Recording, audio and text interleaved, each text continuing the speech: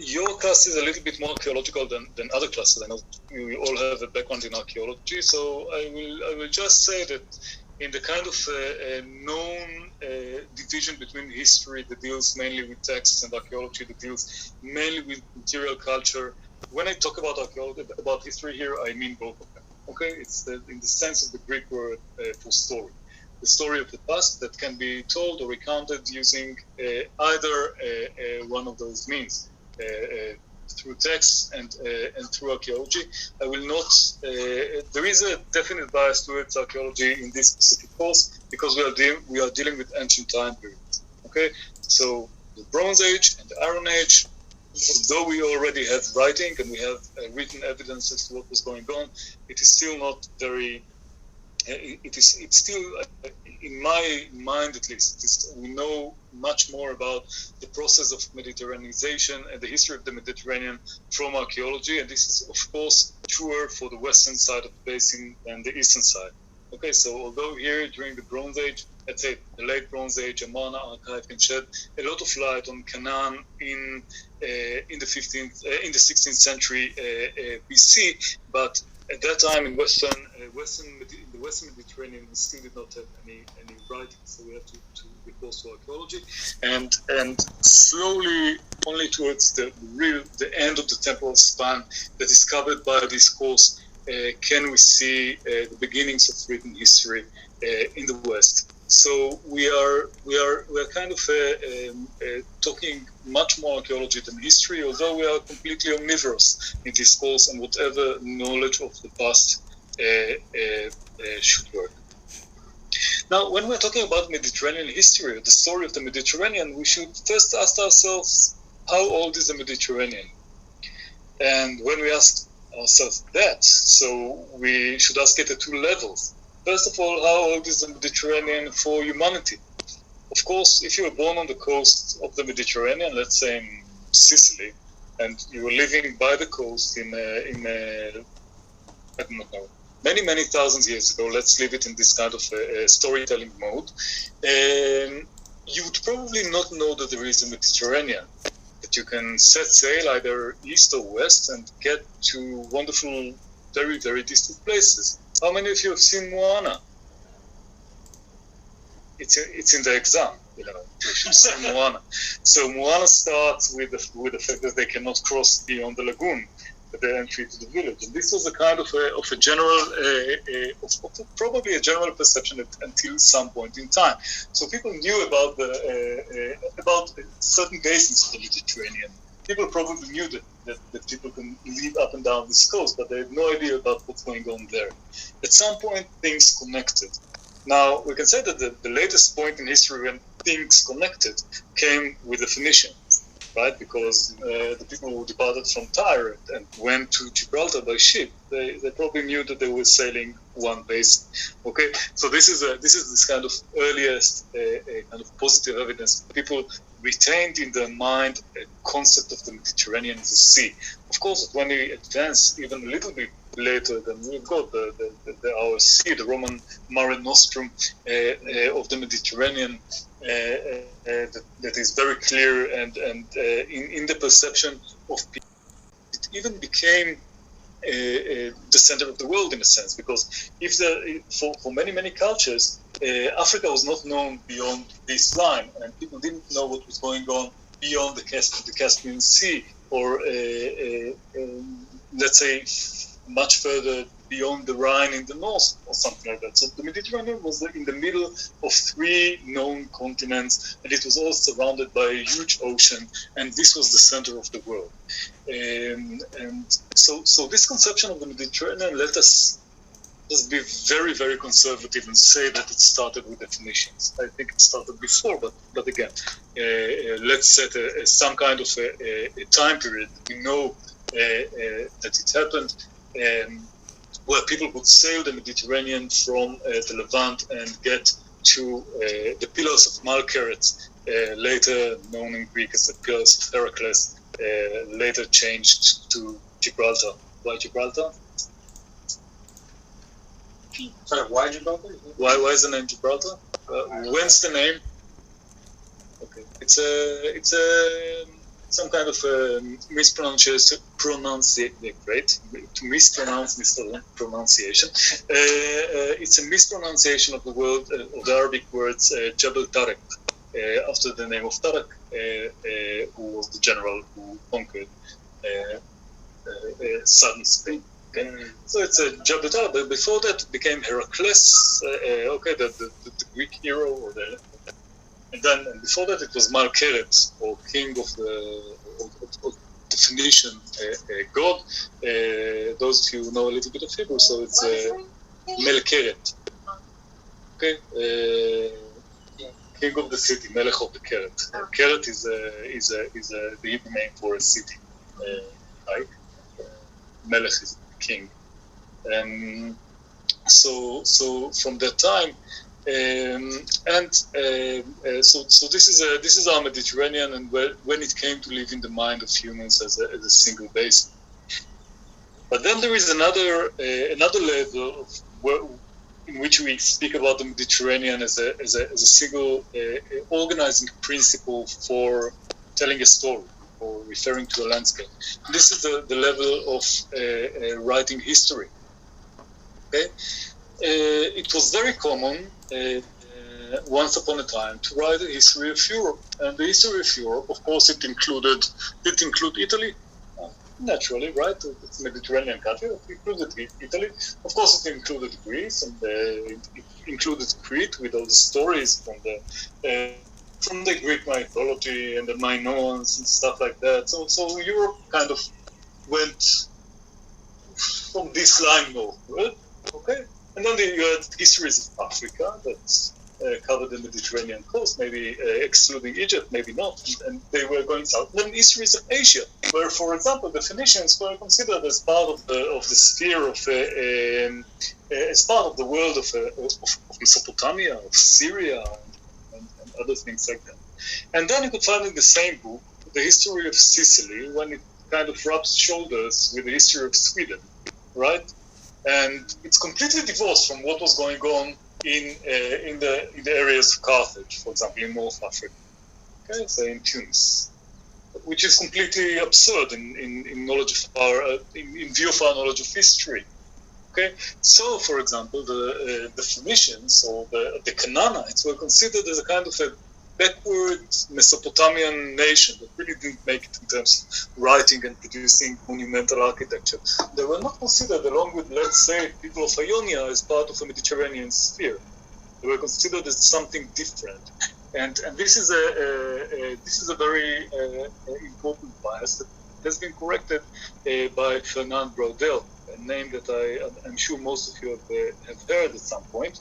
The eminent French historian wrote this huge volume about the age, the Mediterranean in the age of Philip II. Philip II, not the Macedonian, but of Spain, I think in the 16th century. And in order to talk about the Mediterranean world, he did actually made three different revolutions, we can say. First of all, he focused history for the first time on the Mediterranean basin. Okay, so the Mediterranean emerged as a historical, geographical, unified entity around which a human story is organized. Okay, it was not bisected between the European history and the African history and the Asiatic history, which is, of course, completely arbitrary. So this is one very, very important thing. So the history of the Mediterranean begins with the Phoenicians, but it also begins with Braudel. Okay? Second, he looked at other things that were not common. If I'm jumping, it's not my strange feet, it's a fly that has decided to... It's everywhere. It's around, so if I'm doing things like that, it's not... I'm fine.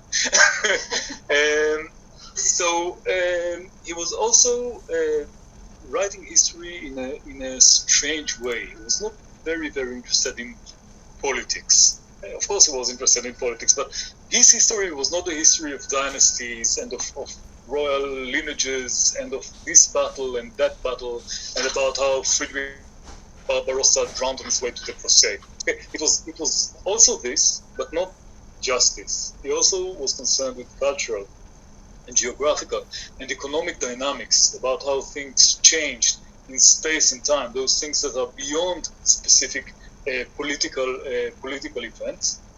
He didn't consider, he said that environment and geography had a lot of role in setting the stage, as a role in the unfolding, the way the play unfolds, in a sense. And he also did something marvelous that we use all the time now, and you will hear these terms all the time, that he refracted time into three different wavelengths, so to speak.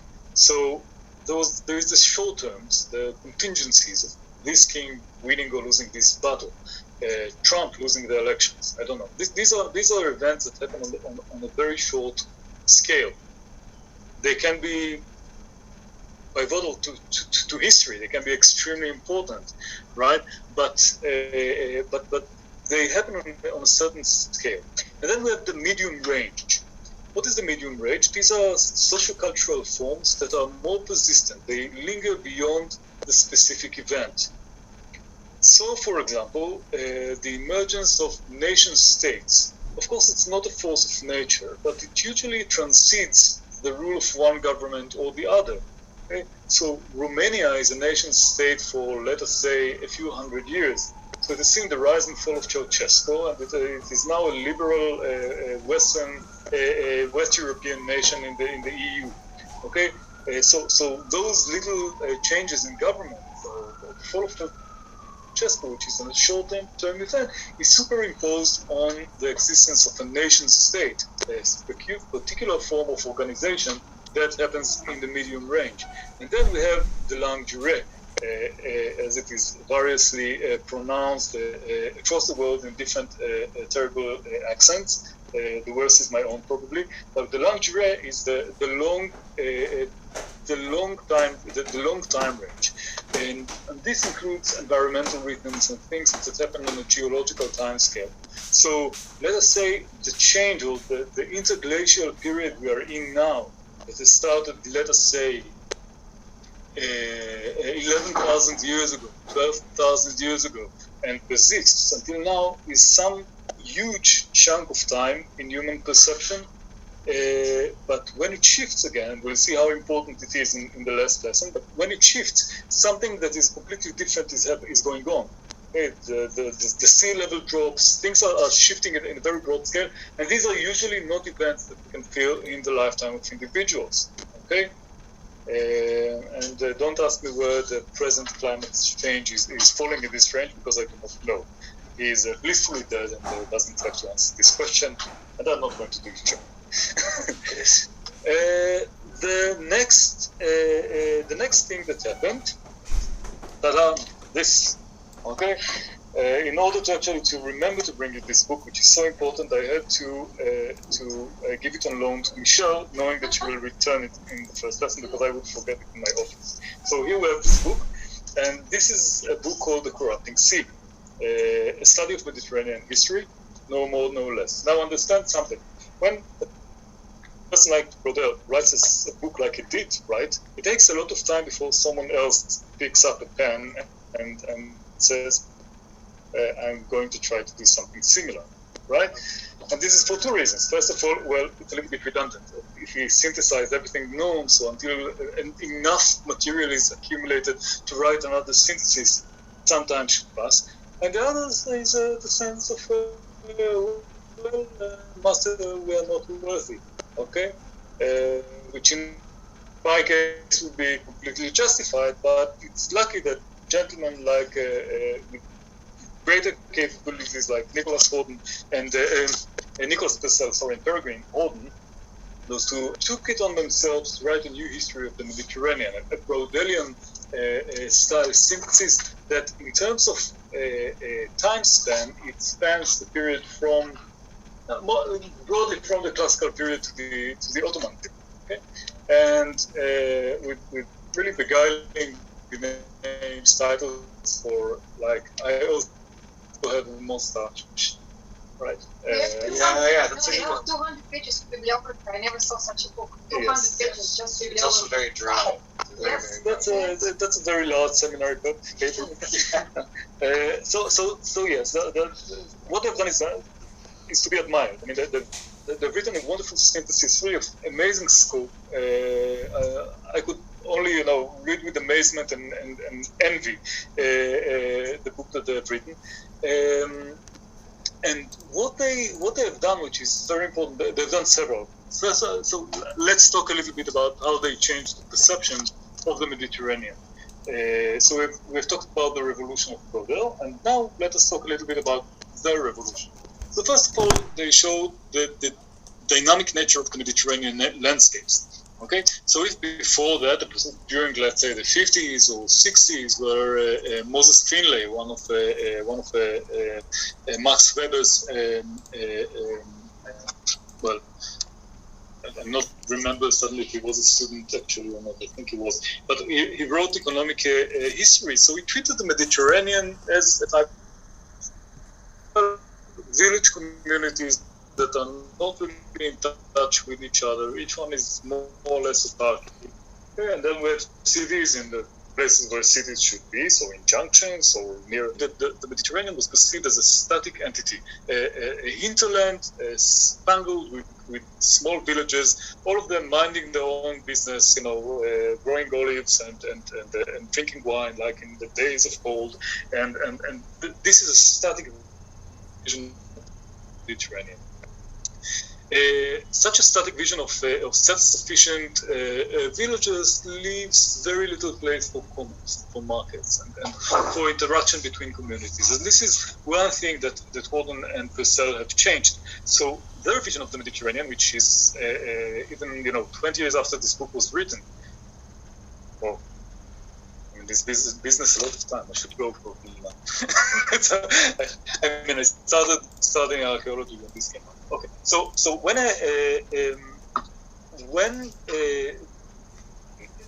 the vision that they propose here of the world, of the Mediterranean world as a kind of a network is still very much involved. It's only, by the way, strengthening as because it resonates, and it's never by chance. I mean, it's in the air. It resonates the way that we today perceive the world, in kind of a globalizing way. We've got network science, and when you're looking at this, we do not know. I cannot tell you whether this is a network of movements between the Cycladic islands, okay, or whether these are networks in some kind of social network, like a Facebook kind of thing. But what I can tell you is that it shows a very different vision of stuff. The importance of this place, okay, no, that's not good. The importance of this place, do you agree that it's important in the network? Can you say that it's important? Why is it important? Centralized, a lot of arrows pointing in and out of it. Okay. So it has a lot of followers. Okay, if you're, I don't have a Facebook, so if I'm saying nonsense, also tell me. But let's say it has a lot of followers, right? Yes. From one of the courses to the next Oh, one. exactly. And it's a bridge. It connects. If you want to go from here to here, you have to pass through this. Okay. Connected to different colors more than. Yeah, it's yeah. So now, you see, if you would have explained this or tried to explain it 30 years ago, people would have found it a little bit difficult. But you see clearly because you're already accustomed to this world of networks, and this is the ingenuity of these guys that they actually sensed it coming. I mean, ideas are in the air. It's the question of who has the biggest kind of senses to catch them while they're still fresh and put them in actually. Go beyond this kind of nice idea that you have while you're in the shower. Oh, that's a good idea. It's actually cool. And actually go and write this monstrous book that makes this into a meaningful study. And this, another important point here is that actually the intrinsic value of each node, this is called an edge, this is called a node. Okay? The intrinsic value of each node is not very, very big. So, for example, if I'm going and looking at this, if I'm going to sort of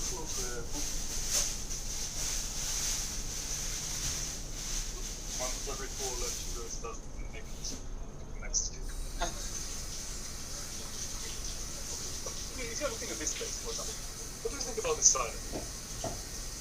I don't remember its name and I can't read it because of the low percentage of this. precipitation. Never mind, because we are not looking at this. We are looking at the It's in the network. middle, Okay. kind of. If you want to go from here, okay, to kind of to do something here. Okay, this is a place where you make classes, right? You are quite tired, you are wrong. Much more comfortable and much more. Yeah, but everybody is moving through here. You can leave here a couple of goats and then take them on the way back. You can leave your water. Or you Okay. can take their water. Oh, you can take the water. You can do a lot of things. You can go there. You to raid your neighbors. You can go to I don't know to arrange the weddings of your son. Okay, so sorry. If you're a pirate, it's a nice target. Yeah, it's a nice target, but everybody, this is a very, very central place. We're all going through this kind of thing with Tortuga, right? So everybody is moving here and there. The same, Cythera, in the southern tip of the Peloponnese, is the nearest jumping point to Cyprus. In a very, sorry, Crete, Cyprus. Who's teaching this school? so it's the nearest point to Crete. So if you like to go to Crete, so of course this would be kind of self-suggesting. You see the water is shallow, you can kind of see this island on a clear day and then hop along. So these islands, although they may be completely barren, with no water and with I don't know what else, without any intrinsic value as a piece of land, they are very, very well connected. They are very important in moving from place to place, and they will occupy very important positions in the network. And this is a very important thing to remember. So Odin and Purcell have noted for the first time the very important nature of this kind of interconnectedness. Oh, it's actually this book. Amazing. Now, it has, they also talked about the Mediterranean history, or the Mediterranean, a kind of a dynamic, which is actually in the lingerie, the long-term process of the Mediterranean, and the drive forward Mediterranean ways of doing things. Okay, and I'm not talking about cooking pasta. I'm talking about the Mediterranean kind of attitude to things, and this relates to the word corruption. We'll talk about it in a moment. First of all, they note a few points. The Mediterranean is a fragmented landscape. Mediterranean landscapes in general. In order to explain what this means, let's go away from the Mediterranean and think about Mongolia. You have a vision of Mongolia? Yes. Oh, you have a vision of Mongolia, good.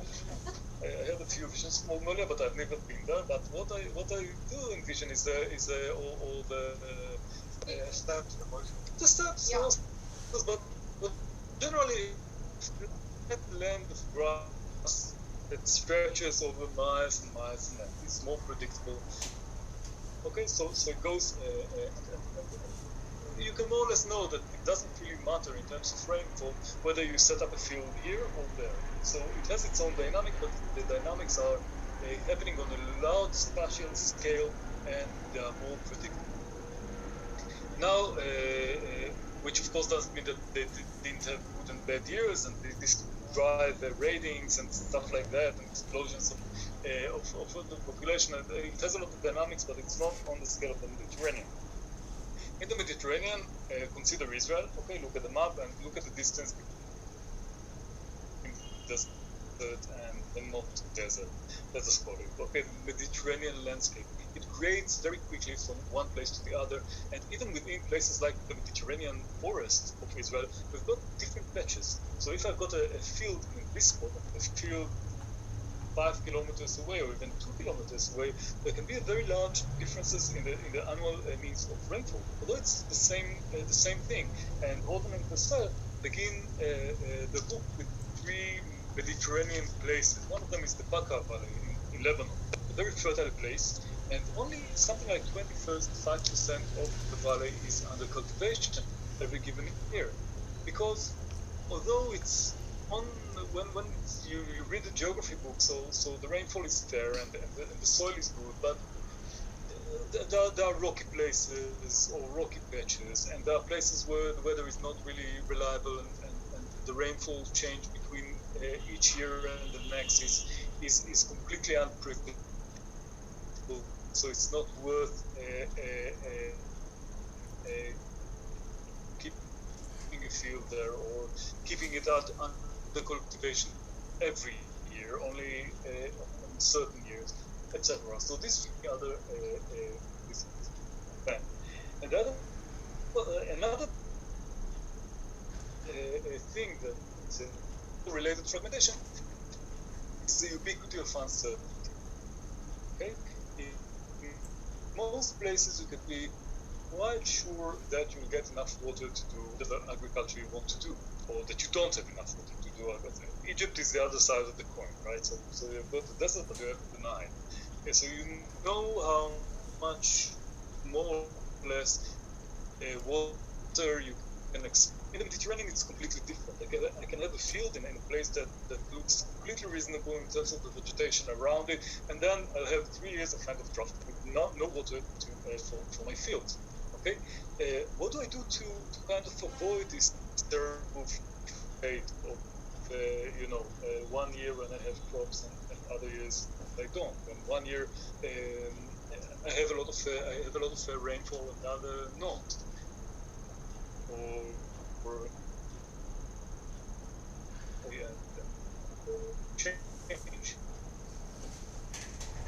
I read the book, I know.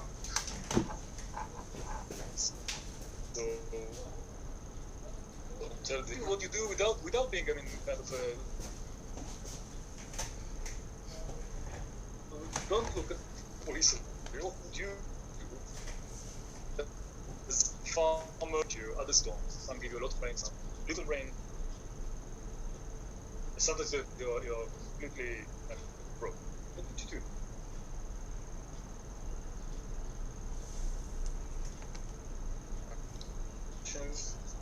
Or another. The lot of one. I can.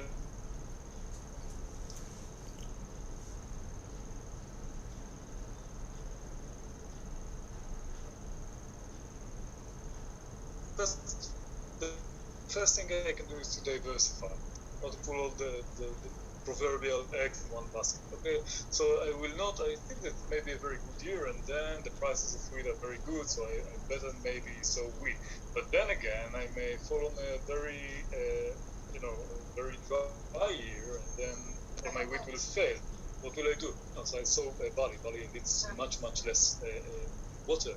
And then, just to be on the safe side, I'll keep a few goats, but in case the goats get this disease that we had 5 years ago, I'll also keep a few sheep, but they should be really fewer sheep because they are more risky because they have less progeny. So it's all very complicated. By diversification actually buffers you against this kind of change. If the wheat doesn't work, the barley does.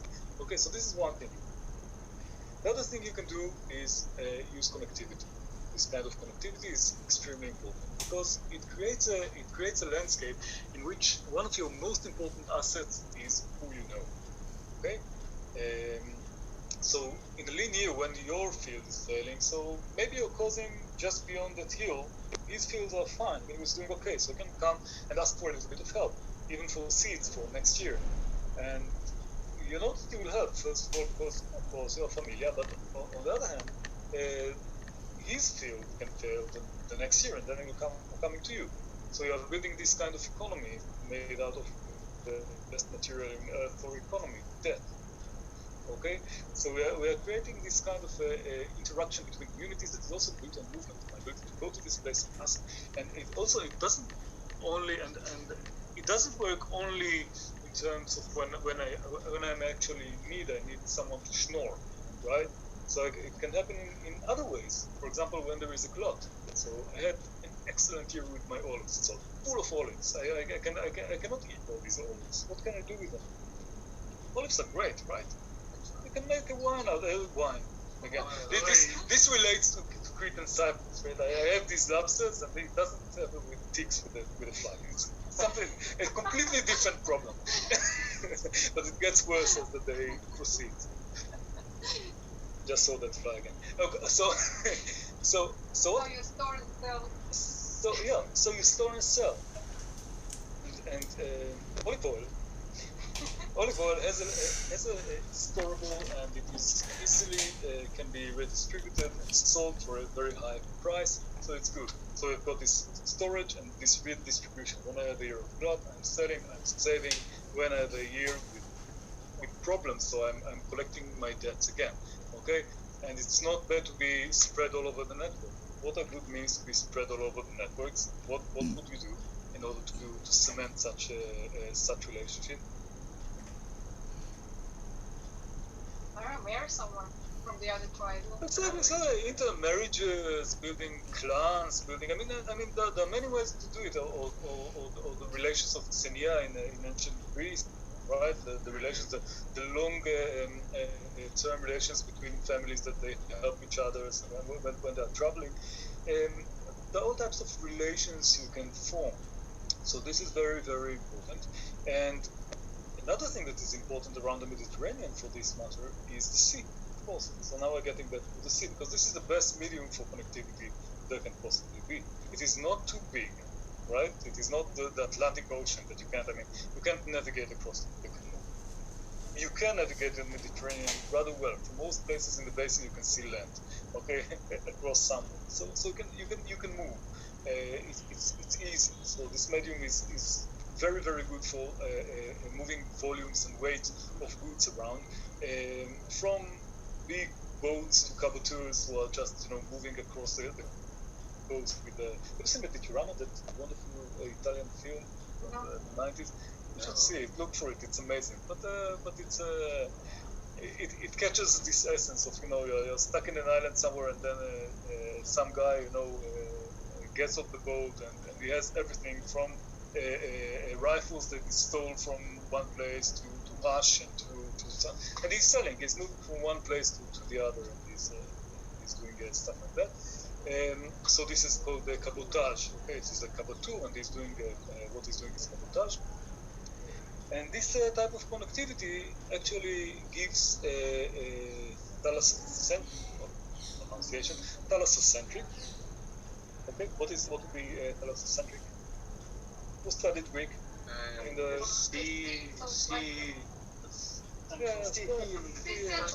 Okay, a sea-centered view of the world, of the Mediterranean, and how it actually evolved to become a Mediterranean.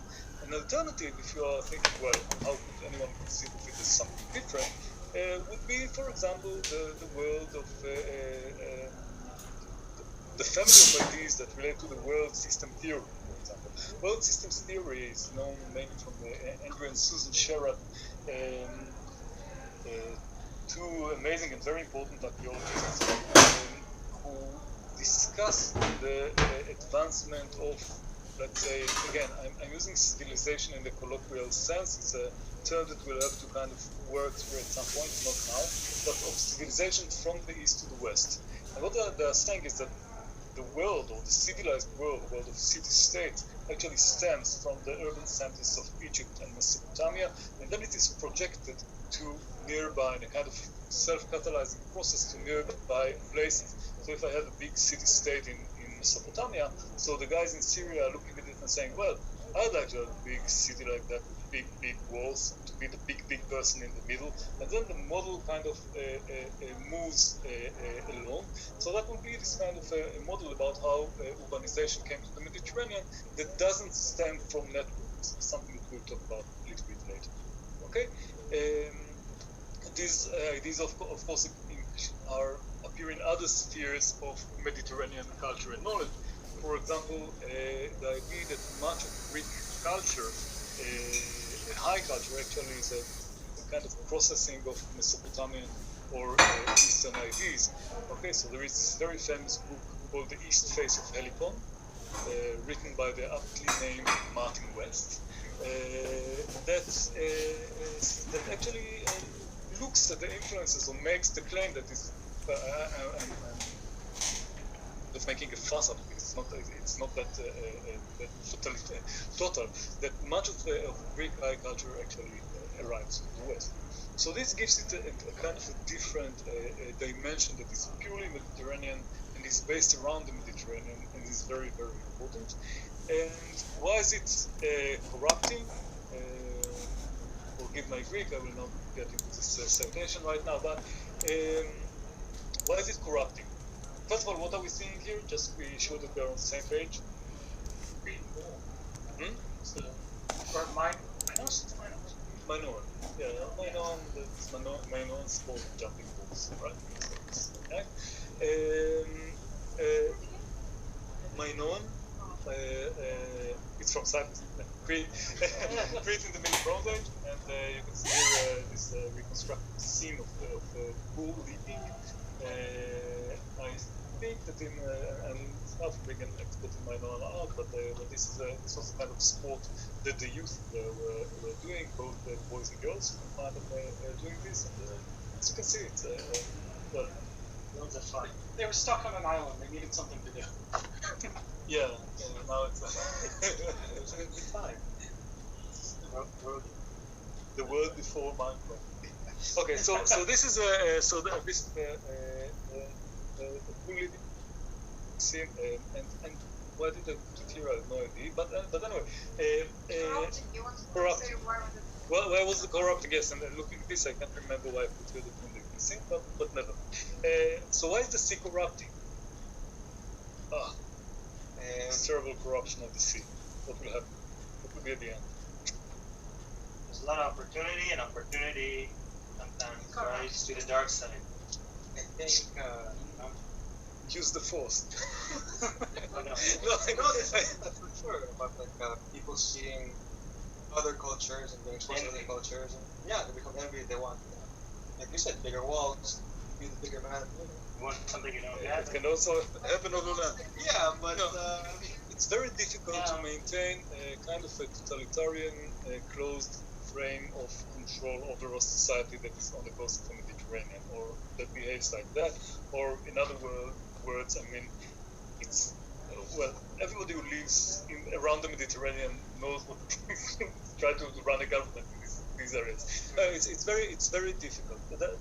To maintain a kind of uniform ideology, uniform system of ideas that subsists in a large sense by blocking the eyes of the people from the world around them.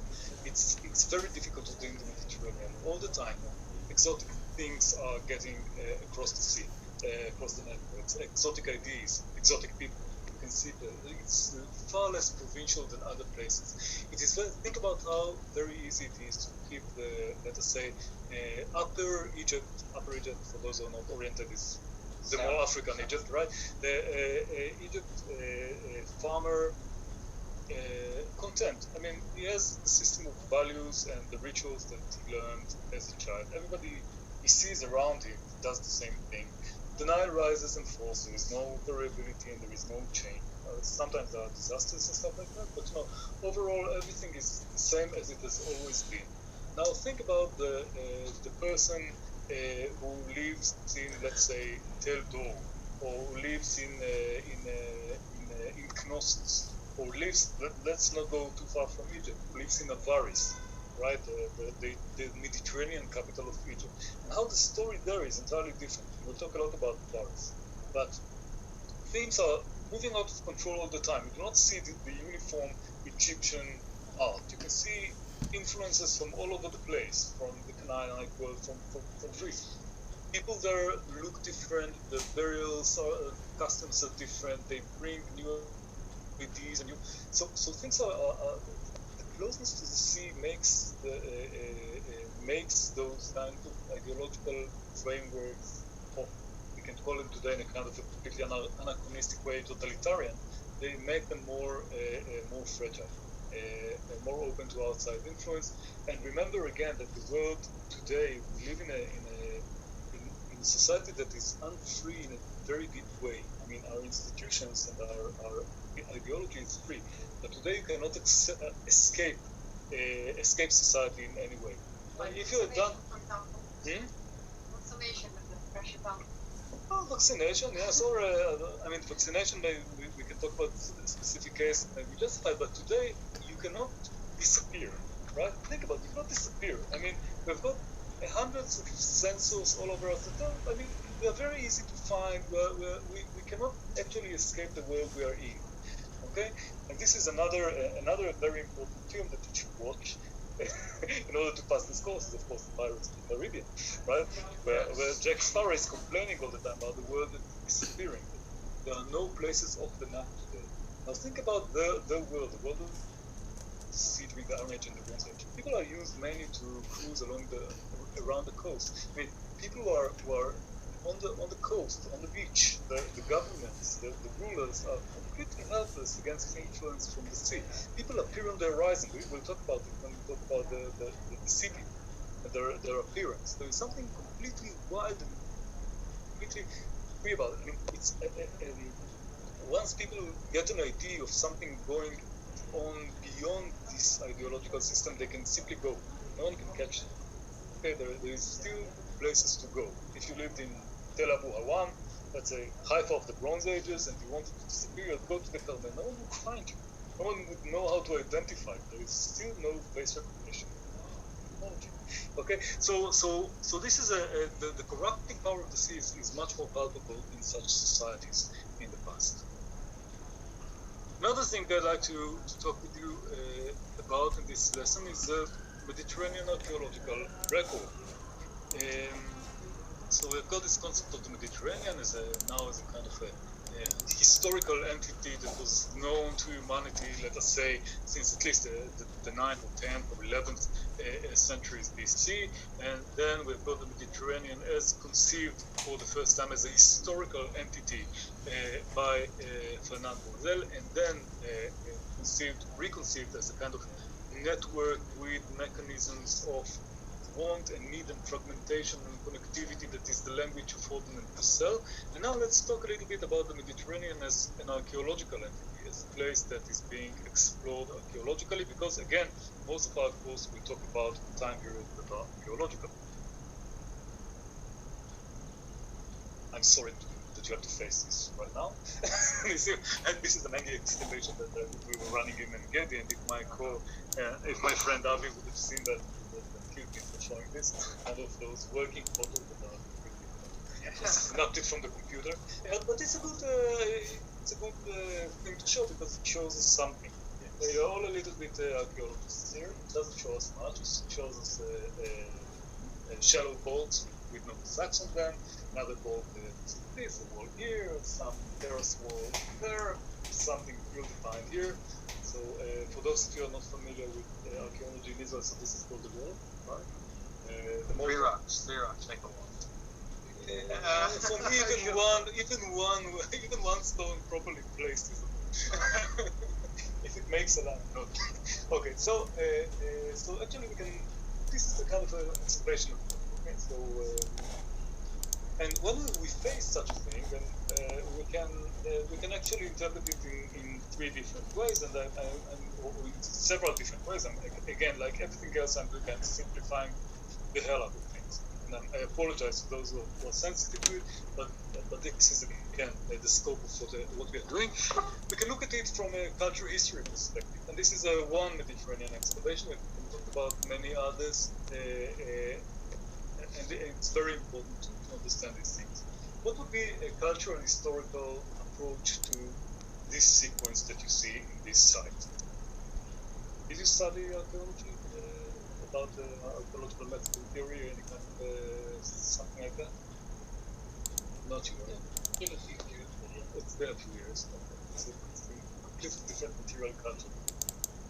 Okay, so first of all, we can see the first thing you do is to note phases. Okay, so you'll see, let's say that this terrace wall doesn't align with this recent terrace wall, and here we have got a different wall going in a different direction. So we have got three phases. Okay, I'm doing it on the fly. I'm not sure this is just talking. Okay, and a culture history approach would say, okay, I'd like to find the surface that goes with this wall, and then to find the pottery or some other dating find that is related to it, and then of this wall and this wall if I can, and then I can reconstruct the sequence and say, well, these were pottery making Neanderthals that were succeeded by flip-napping Ottomans, and then on top you have got Greeks. Okay, just but we can define according to material culture three phases that if we are good enough or we know enough, we can give them some kind of chronology. That will be a cultural history kind of thing. And you can relate this to a narrative. So a kind of a classical thing to say would be, well, here below in Engedi I've got the Aramate, which was a Judahite kind of settlement, because I see pottery like I see in Judea. And then on top of that I see some kind of hiatus, and then a Roman period pottery, and we know that there was Roman, and then look at all the history that we had, and then it ends with some kind of the last terraces are let's say early Islamic, and then just on top of that, at the end, we can see gold droppings. That means that the place was abandoned, okay, by farmers. So that would be a culture, historical perspective on a Mediterranean place, okay, just to set the place. And what is the downfalls of conceiving of archaeological sites in this way? It has a lot of advantages, because this is how we build our grid of references. So I'm not saying anything necessarily bad about it, but what is bad about this? About this type of understanding of an archaeological site? What lacunas do we find when we look at it? We're looking at what the object of study. What are we actually looking at? Material culture, right? How does it correspond to other things in society? And this the cliche that you should remember is two pots equal people. Okay, so me, okay, we're talking about a differently connected world, but because I bought some kind of plate in IKEA and then I broke on the floor, does it make me a Swede? Obviously not, right? At last I checked. Drop another one on the floor and break it, and then see if I become a Swede. But yeah, no, it won't happen. Okay, so we see that today, of course, this is a ridiculous example because we're talking about a different order of connectedness. But can we actually say who were the people who were using these things in a meaningful way? Does it mean much that they were using these plots or these plots, or is it more important things like what kind of social status they had? What was the world of faith? Were they in the Byzantine period Christian or Jewish, or I do not know, Gnostics, whatever? Does it matter, or do we learn from this kind of sequence of cultures anything about the life of people in the sense of, well, what was a household like? I mean, were the men and women sharing the same spaces? For example, did they live with a house of pets? Other things that make the texture of life is interesting. Today I woke up to find I have a puppy, kind of terrier, it was kind of sleeping on my head. I mean, it wouldn't happen in many houses. How do you know? I mean, do you look for dog poop in sediments? Maybe.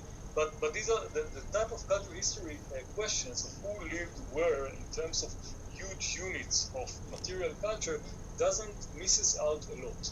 Okay, it misses out a lot of interesting questions, and it also gives you a very, very monolithic explanation for change. How would I explain the change between the Byzantine material assemblages and the Islamic material assemblages?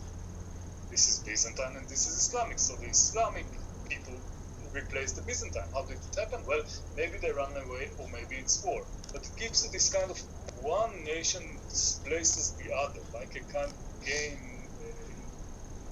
I don't know, nations. So that, it gives you a very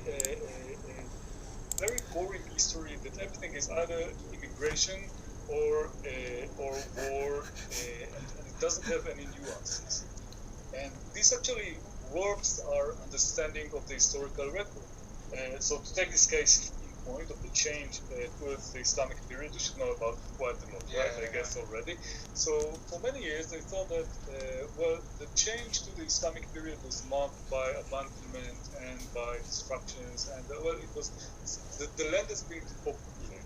The classical period has ended, and something else has begun, which was not okay. And today it is understood that actually not much happened. So when the Islam entered in the 7th century this region that became June Philistine, so what it actually did is not much. I mean, life continued, monasteries continued, churches continued, the coins began to change after a few years, but nothing dramatic has happened. Something dramatic has happened a little bit later, if I'm not wrong. But then people assumed this was the Islamic conquest. Well, there wasn't any dramatic conquest. But if you're used to looking only at horizons of change between people, so yes, a change between people must be dramatic. And it warps completely our understanding of history. So this is cultural history and its problems. By the way, it's now returning using human DNA. because it's very easy to say, oh, these people, well, we will not say who they were, but they were a population from somewhere.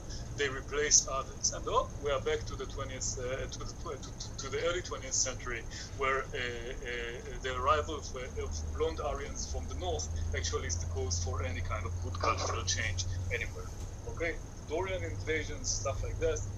Well, I'm not sure. This is something happening today, and we should be aware of. Processualism, which is another way to look at the site, would look, okay, let us measure proxies for the vegetation condition around the Engedi, and then we see it's becoming, the vegetation is becoming more related to desert societies as we proceed up the section, and at the end when we see that the last terrace is abundant and goat droppings cover the landscape, we know that there has been a climate change that ended with pastoralism. People could no longer maintain agriculture, and at this point, as this becomes more and more desertic, until here finally we find pastoral movements. That would be, again, in completely reductive way, a kind of processualist explanation to change in cultures in this site. Okay, are we on the same page? Climate change, again, something that is very common.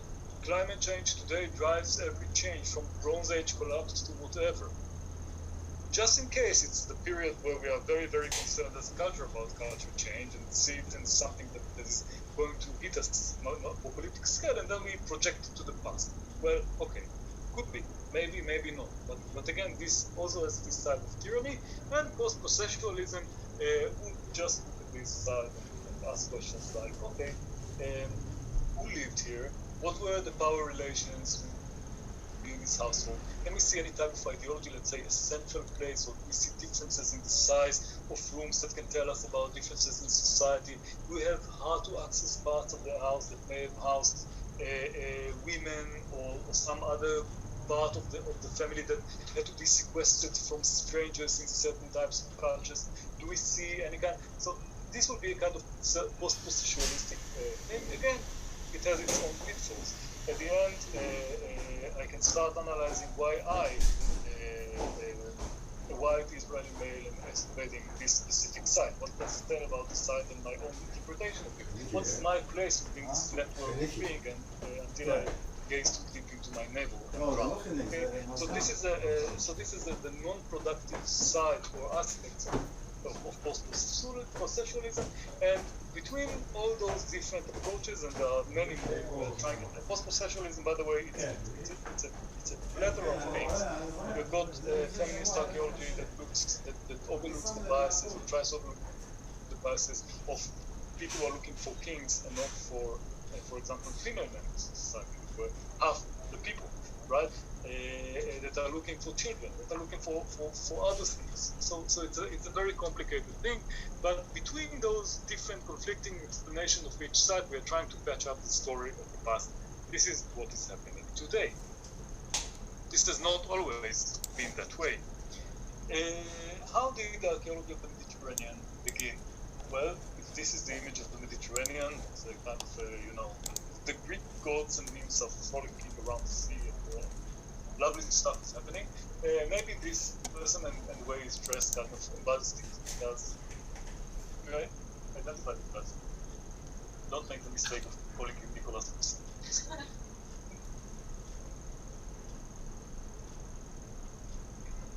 Poet, English.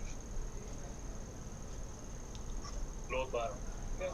Okay, so this is Lord Byron in one of his, trying to blend in, with losing in a second in the market in Alexandria. And this is a typical Orientalist approach to the Orient, a place that is backward and still preserves the decayed remains of the origin of everything, okay, of the enlightened European, usually from Northern Europe, and during the 18th century, so the grand tours of the elite Europeans have expanded to include the Mediterranean landscapes.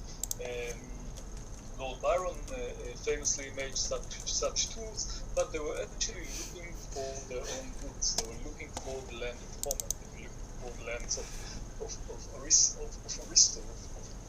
or of the Bible, depends on what you're doing. Some of those adventurers in the 19th century were conducting some of the largest digs today. Leonard Woolley, for example, in Alalach, Mycenae with Shlima, and Jericho, Gaza. So people were digging those huge trenches that, well, as I call them today, mega excavations in the IAA, right? So they're actually, the profile of such excavations can be, we can find this way. It's usually a foreigner with a lot of money, almost always a man of means and education from Europe, who is looking for something spectacular, for antiquities to bring home, and in the case of, for example, Schliemann was looking for things from the Iliads that he adored. Okay, or in Jericho, looking for the walls for the biblical story, whatever. And these people actually utilized the ability to purchase labor very, very cheaply in these regions at that time to go down those deep sites. And of course, most of us are archaeologists, and well, we look at a kind of a mixed sense of at how much information they actually gained, but with how much information was lost in such excavation. With no stratigraphic control, we're not really sure where finds came from, and we are sure that we recovered much, much more. But again, digging a sequence that tells us about the sequence of Jericho, we couldn't do it today. I mean, this would have taken hundreds of years in today's space of archaeology. You have to sample everything and do everything, unless it's a mega excavation of the. So we've got all these things, and it's and this is the early big digs of the 20th century. We're also very much interested in archives. Archives are amazing. They're amazing sources of information on ancient economics, spiritual, personal lives, the things that have been done. The archives of Uzi and Murray, we'll talk a little bit about that. Are quite amazing, and recovering archives has become a very important goal of such things, such excavations.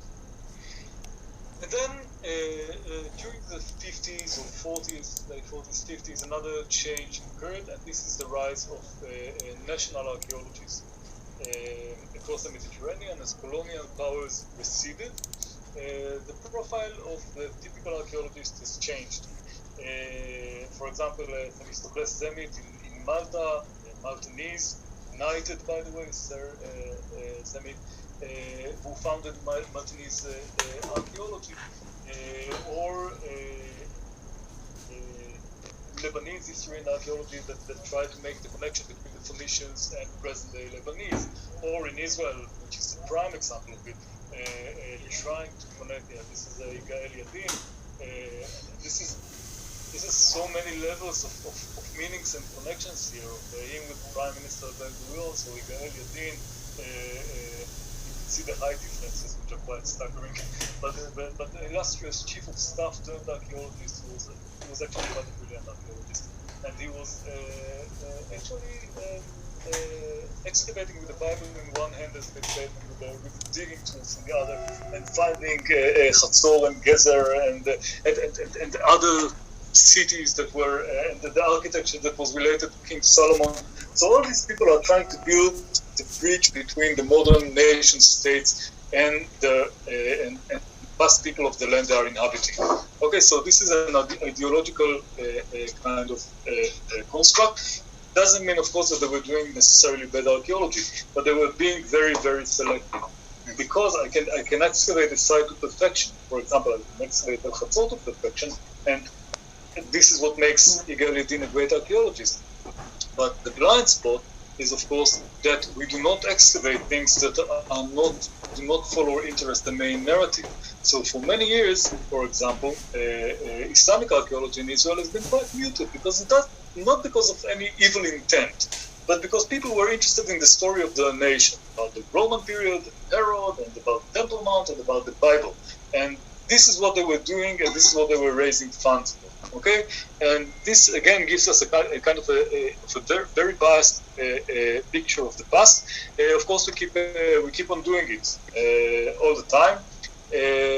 These are Masada, by the way, is prime, because in Masada, which he had been excavated, is a prime constituent in the kind of Jewish nationality, Israeli nationality, and it was excavated by the help of the IDF. I mean, they would never succeeded excavating this remote site at that time without the logistic help of the army. So it mattered that much to the country ideologically to actually invest those resources in constructing this story, and it goes on.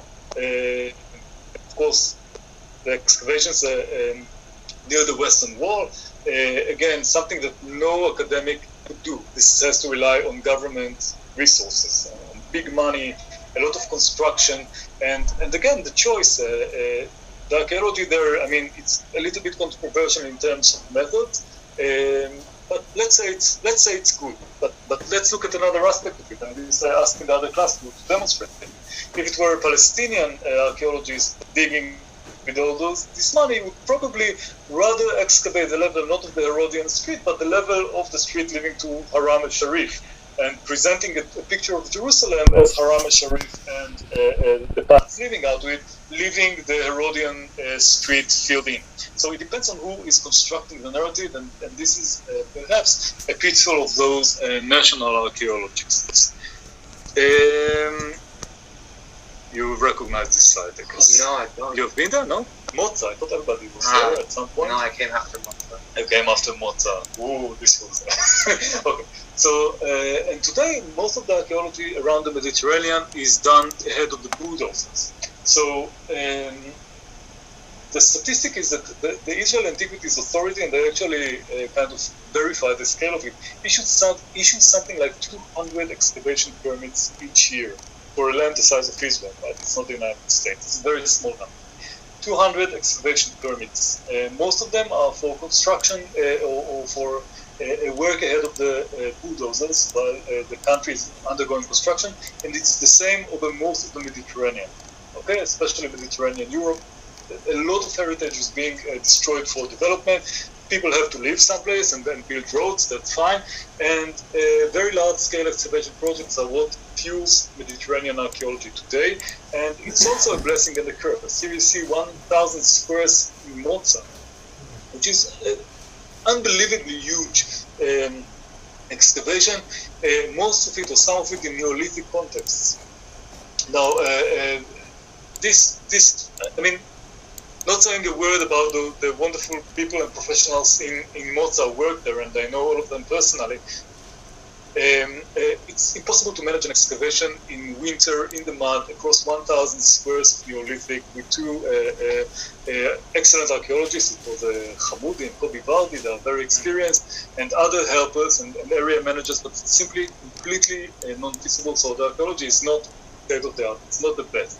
But on the other hand, it does have advantages, because when you are digging ahead of the bulldozers, so suddenly you find all the Islamic sites and the Ottoman sites, because the choice of where you are developing is not guided by ideology or personal interest, but by simply where you are developing. So suddenly you get a fuller picture of what was going on.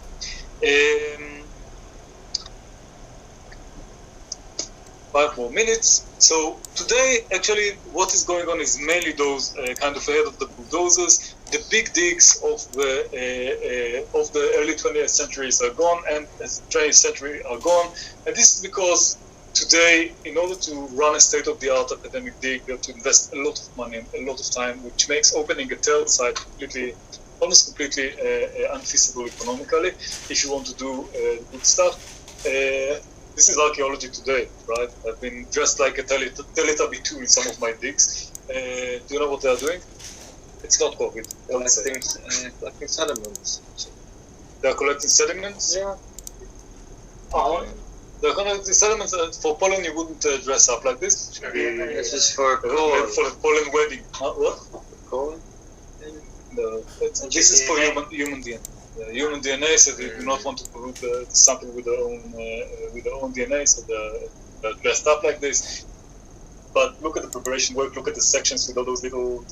To organize such a section in a prehistoric dig, it's a nightmare. Right? If you don't take a trowel, just doesn't. It's a very, very hard and difficult word. And what they're trying to find today actually is essentially a Neanderthal sneeze. Okay, so and this is the level of what people are doing today. This is state of the art archaeology, and this is where we are heading nowadays. So And there will be no big deeds in the future? there are a few, and many of them in the Israel Antiquities Authority. But other digs are also. What? Ask other people too. I mean, opinions are divided. No, I mean, the idea it's very difficult work, you know that. This guy Stiegel does it, which was a solid. Sorry? Yeah, the guy studios. Yeah, but it's not really big scale. It's not Masada of Yadin. That Yeah, it's not Masada of Yadin. Yeah. And Chatzor today is one excavation area, and they open up 2 squares. I mean, this is where it's going, and still it's not. It's going in a different direction. So today, provenancing studies, ancient technologies and the use, organic residues, environmental archaeology, phylogenomics, isotopes, all of these, and we'll begin with saying a few words about these things next lesson. So all of them are the state of the art. We'll talk about it in the context within Mediterranean archaeology. So thank you for your time. I hope you didn't suffer too much. You on Zoom, are you still alive? They already went away. I think that they may be. Oh, wow. Okay, they're still there. Nice. Outcome. Please, place. Yeah. Good. So see you next week. Hopefully in person. Alpkan not, right? Next week you'll still need the Zoom link, right? Yeah, but next Monday my flight is scheduled, so I will be traveling. Okay.